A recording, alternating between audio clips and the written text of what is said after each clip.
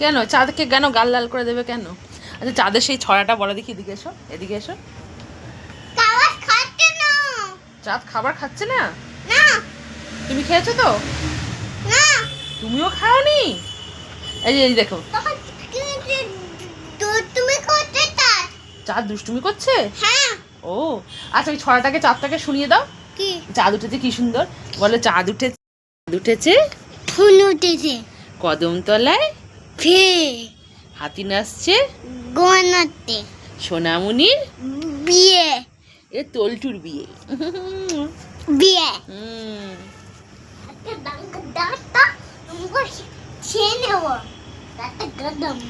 কোথায় যাচ্ছিস? দেখ কত সুন্দর হাওয়া দিচ্ছে। আর ওটা গাছ